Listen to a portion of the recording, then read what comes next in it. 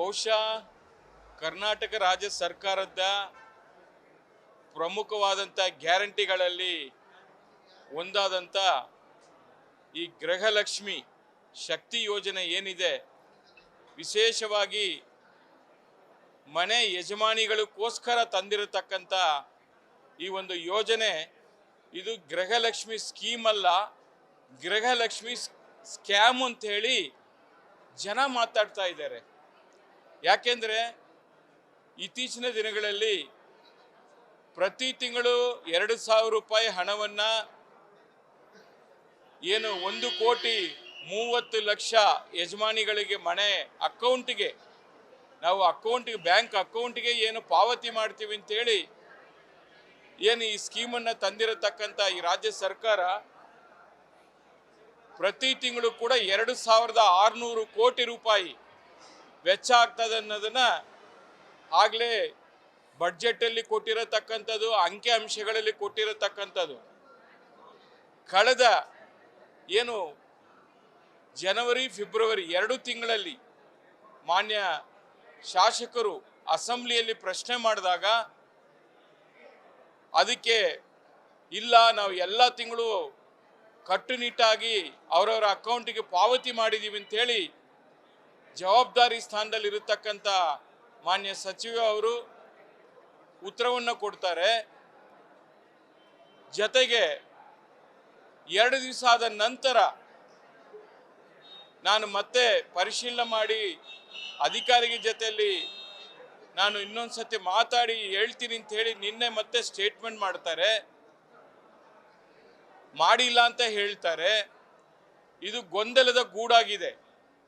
ನನಗೆ ಅನ್ನಿಸ್ತಾ ಇದೆ ಮಾನ್ಯ ಮುಖ್ಯಮಂತ್ರಿಗಳು ಈ ಒಂದು ಫೈನಾನ್ಸ್ ಇಲಾಖೆನ ಏನು ನಿಭಾಯಿಸ್ತಾ ಇದ್ದಾರೆ, ಅವ್ರ ಮೇಲೇನೆ ಅನುಮಾನ ಬರುವಂಥ ರೀತಿಯಲ್ಲಿ ಒಂದು ಸ್ಟೇಟ್ಮೆಂಟ್ಗಳು ಬರ್ತಾ ಇರತಕ್ಕಂಥದ್ದು ಜನರು ಇವತ್ತು ಪ್ರಶ್ನೆ ಮಾಡ್ತಾ ಇದ್ದಾರೆ. ಅದರಿಂದ ಮಾನ್ಯ ಮುಖ್ಯಮಂತ್ರಿಗಳು ಇದನ್ನು ಮಧ್ಯಪ್ರವೇಶ ಮಾಡಿ ಈ ಹಣ ಎಲ್ಲಿಗೂ ಹೋಗಿದೆ, ಯಾವ ಅಕೌಂಟ್ಗೂ ಹೋಗಿದೆ, ಎಲ್ಲಿ ಖರ್ಚು ಮಾಡಿದ್ದಾರೆ ಅಂತ ಹೇಳಿ ಅವರೊಂದು ಸ್ಟೇಟ್ಮೆಂಟ್ ಮಾಡಬೇಕಾಗ್ತದೆ. ಜೊತೆಗೆ ಹಿಂದೆ ತಮಗೆಲ್ಲ ಗೊತ್ತಿದೆ, ವಾಲ್ಮೀಕಿ ನಿಗಮದ ಹಗರಣ ಯಾವ ಮಟ್ಟಕ್ಕೆ ಬಂದಿತ್ತು, ಅದಕ್ಕಿಂತ ದೊಡ್ಡ ಹಗರಣ, ಇಡೀ ಭಾರತ ದೇಶದ ದೊಡ್ಡ ಹಗರಣ ಥರ ಆಗುವಂಥ ಒಂದು ಕೆಲಸ ಆಗಬಾರ್ದು. ಅದಕ್ಕೋಸ್ಕರ ನನ್ನ ಕಳಕಳೆಯ ಒಂದು ಕನ್ಸರ್ನಿಂದ ಇವತ್ತು ಸೆಂಟ್ರಲ್ ಆಡಿಟರ್ ಏನು CAG ಏನಿದ್ದಾರೆ ಅವರಿಗೆ ನಾನು ಇವತ್ತು ಪತ್ರವನ್ನು ಕೂಡ ಬರೆದಿದ್ದೀನಿ.